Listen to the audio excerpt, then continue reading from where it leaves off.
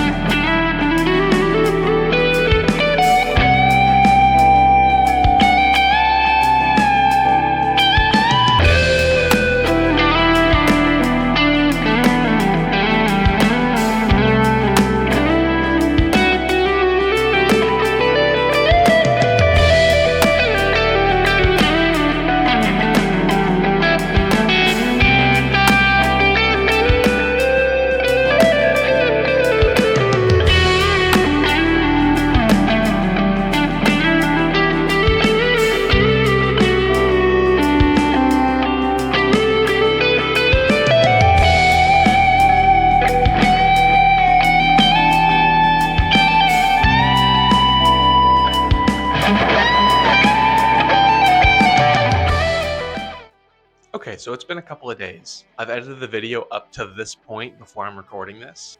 And all that because I wanted to sit with it for a couple of days. I wanted it to be more than just the initial impression.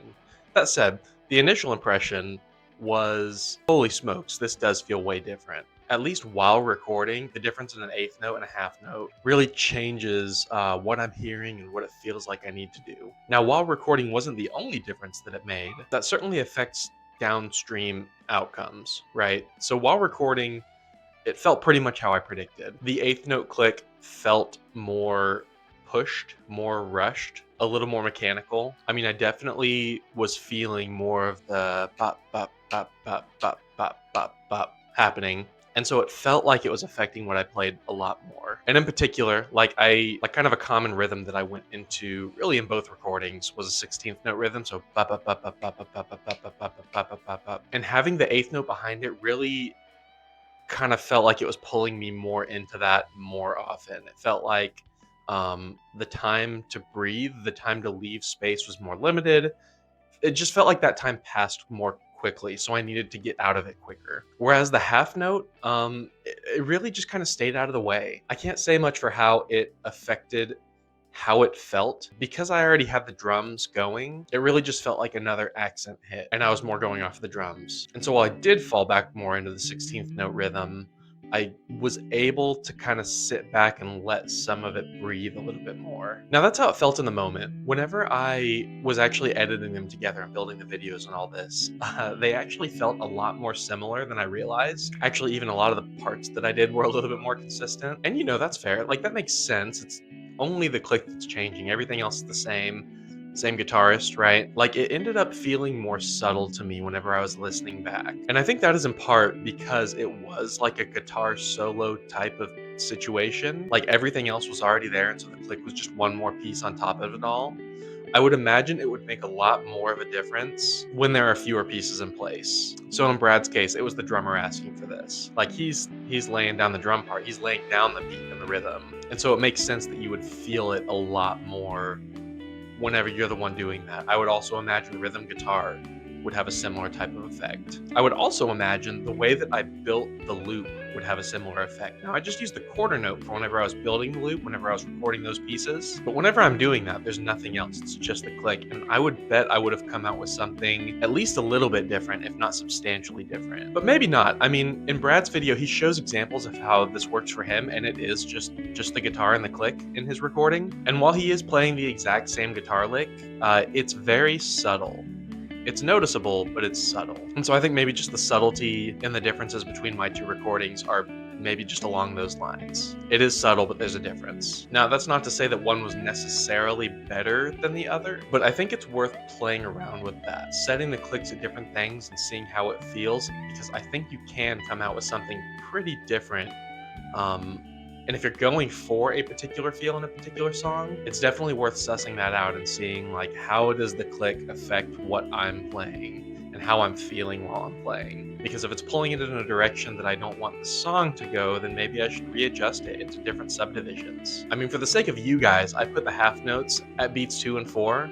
Whenever I was recording it, they were actually on beats 1 and 3. I know, call me crazy, but that's something that even something like that can affect it. Like, it's worth playing around and seeing, like, what comes out differently and what feels differently while I'm playing that might affect how the song ends up. I mean, definitely more subdivisions can keep you tighter, can keep you on the beat and closer, but so can just, like, practicing timing. Like, I think that's something I could stand to do. That's probably something we could all stand to do. Set a click at half notes and play scales or chords or something else at faster rhythms, 8th or 16th note rhythms, and just work on our timing. And then that might free us up to set the subdivisions a little bit lower so that we can kind of feel the space and feel the room to breathe without feeling like we're being pulled along. Or maybe that's what you're going for. Maybe you want the song to feel a little anxious and you want to be pulled along. I think it's definitely a tool for recording that you can choose which subdivisions you have and go with whichever feels most comfortable. Or uncomfortable if that's what you want, but with whichever feels like it matches the tone of the song. So try it out for yourself. Let me know in the comments if you've ever tried something like this, or if you've experimented with that and kind of your experience with it. Hit that like button if you've made it this far into the video. Subscribe if you're into this sort of thing, and I'll see you in the next one.